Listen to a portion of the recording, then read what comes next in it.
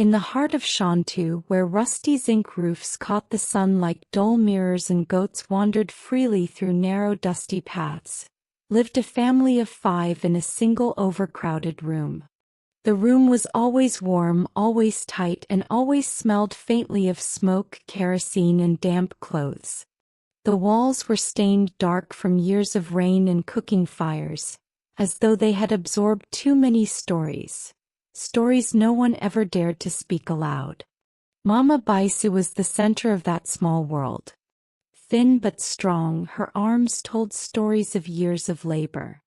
She wore her kindness like a second skin, offering smiles even when life gave her little reason to. She was known in Shanti for her akara, golden brown, crunchy on the outside and soft within. People said her akara tasted like comfort. Every morning, long before the sun rose, she lit her charcoal stove.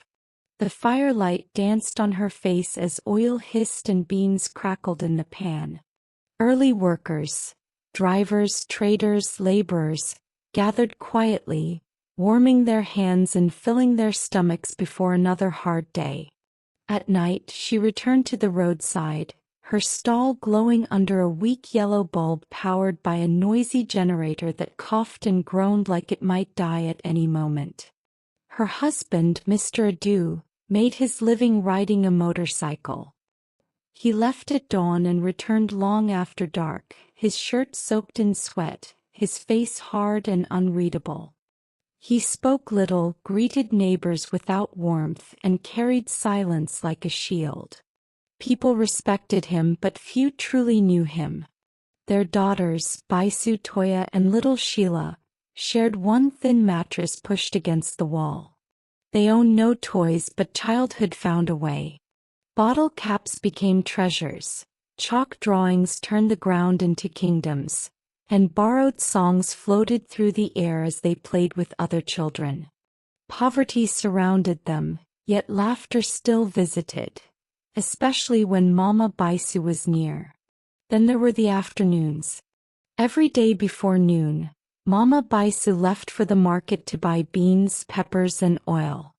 The moment she stepped out, the house changed. The air felt heavier. The silence grew sharp. When Mr. Adu's motorcycle returned too early, Bisu's heart would begin to pound. She learned to listen for that sound, the crunch of tires on gravel, the sudden stillness that followed. She became clever in ways no child should have to be. She sent her sisters outside to play. She invented chores. He stayed alert, tense, afraid. Slowly her laughter faded. Her eyes lost their shine. Her shoulders carried a weight invisible to everyone else. Years passed. By the time Bisu turned 15, joy no longer lived on her face. She avoided people's eyes. She fell sick often. Headaches, stomach pains, weakness that medicine could not explain. Clinics saw her many times. Neighbors whispered. No one asked questions. Silence was easier. Then Mama Bisu fell ill. At first it was just coughing and tiredness. Soon she could no longer stand. The woman who once worked endlessly now lay on a mat, coughing into an old wrapper. The smell of herbs and medicines filled the room. Money disappeared. Hope thinned. Strangely, Bisu felt something she hadn't felt in years: relief. Her mother's presence in the afternoons meant safety. Safety from her father. Even without words, Mama Bisu's nearness became a shield. But the sickness worsened. One windy evening, as the zinc roof rattled above them, Mama Bisu called Bisu closer. Her voice was weak, but her eyes searched deeply. Bisu, she whispered, you have carried something heavy for too long. Tell me, my child, what is it? The dam broke. Bisu's lips trembled. Tears streamed freely. Slowly, painfully she spoke. Of fear, betrayal, and afternoons she wished had never existed. Mama Bisu listened without interruption. Her eyes closed not from sleep but from a pain deeper than sickness. There was no strength to cry. Her heart was completely shattered. When she finally spoke, her voice was soft yet unshaken. "My daughter," she said, "take your sisters and leave. Do not look back. Speak the truth to those who will hear you. And may God judge him for hurting you." That night, under the dim light of a lantern, Mama Bisu passed away. At dawn, burial arrangements were discussed in hushed tones. Mama Bisu was buried 2 days later, wrapped in white cloth and lowered into the red earth behind the settlement. Women wailed.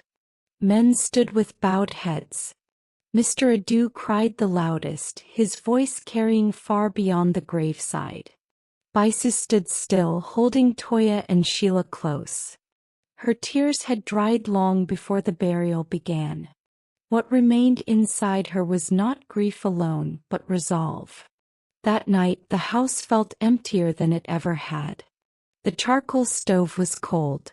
The akara tray lay upside down in the corner, oil stains dark on the floor. Mr. Adu moved around the room restlessly, clearing his throat, pacing, muttering prayers. Bisu did not look at him. Before dawn, while the sky was still gray and the neighborhood slept, Mr. Adu left on his bike for the day's business. Bisu rose quietly. She folded their few clothes with careful hands. She tied Sheila's wrapper firmly around her waist and slipped Toya's sandals onto her feet. The lantern flickered as if unsure whether to stay awake.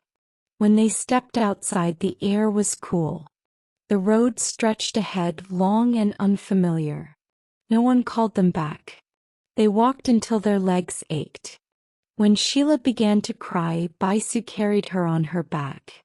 Hunger gnawed at them, but they kept going, guided only by whispered directions and the stubborn belief that staying was more dangerous than leaving. By afternoon they reached the women's shelter her mum had told her about the night she passed. The building was small, but the gate was open.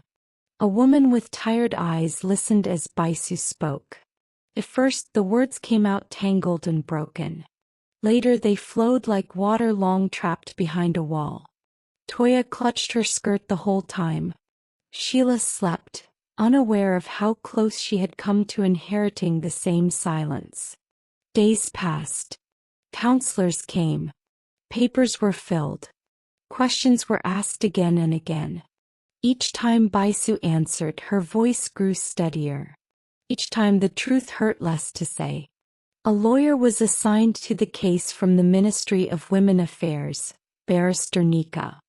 When the authorities became involved, fear returned. Men in uniforms came and went. Whispers followed. One afternoon, a woman from the shelter returned with her face tight and pale. "They say it is a family matter," she said. "They say it should be settled quietly." That night, Bisu did not sleep. Money moved in the shadows. Files were misplaced. Doors that once opened began to close. Some people avoided the shelter entirely. Others warned Bisu to be careful, to think of her sisters, to stop pushing. Some influential members of the family were determined to bury the case to avoid a stain on the family name. These family members had watched Bisu's family wallow in abject poverty, and watched Mama Bisu die, but were more interested in the family name.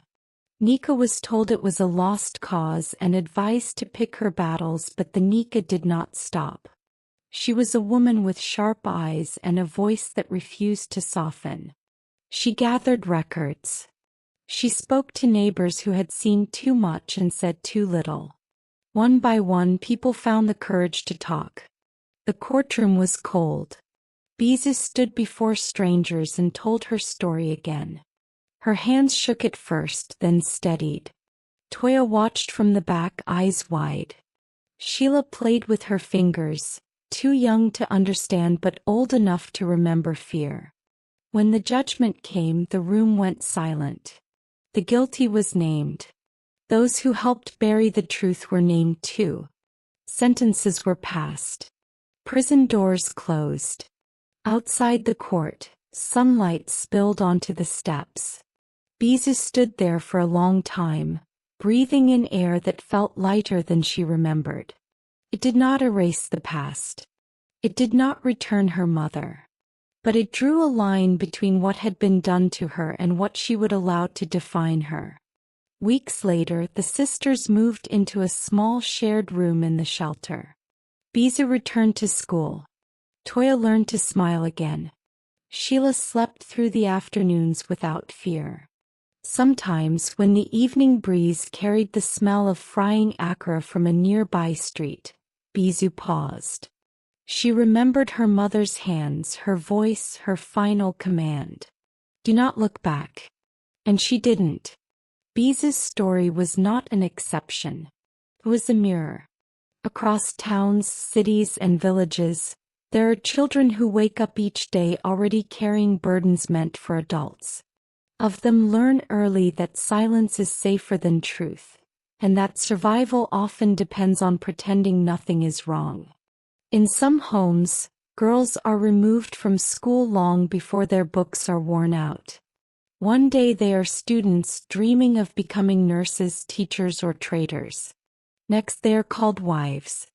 Their uniforms are folded away, replaced with wrappers and heavy expectations. They are told it is tradition, that their suffering is normal, that endurance is honor. By the time they understand what has been taken from them, it is already too late. In other homes, pain lives behind closed doors. Bruises are hidden beneath long sleeves. Shouting is dismissed as discipline. Mothers warn their daughters not to speak, not because they don't care, but because they are afraid of what speaking might destroy. Marriage is hard, they say. Endure it. And so violence becomes routine, passed down like an inheritance. Some children are sent away to help relatives, or to learn work. They leave with small bags and promises of a better life. Instead, they find endless labor, hunger, and loneliness. Some are forced to work from sunrise to nightfall.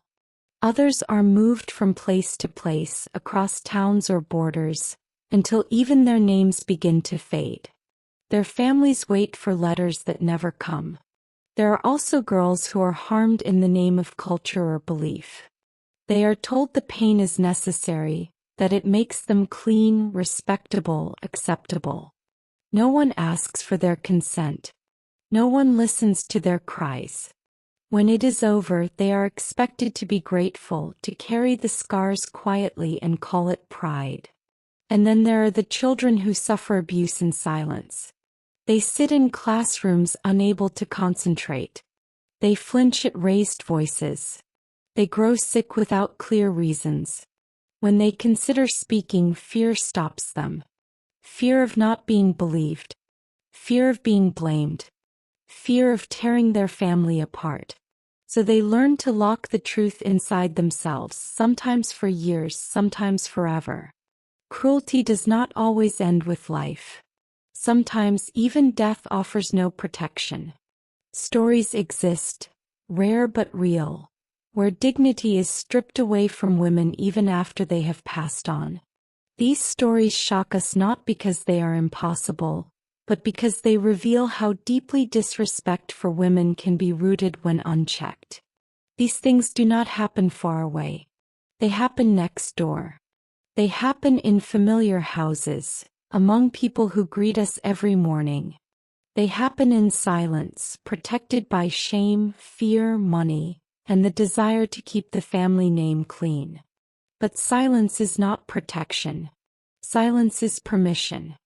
Real change begins when communities choose children over reputation, when parents understand that honor is not destroyed by truth, and when adults decide that listening is not weakness but responsibility. Until that happens, stories like Bisu's will continue to exist.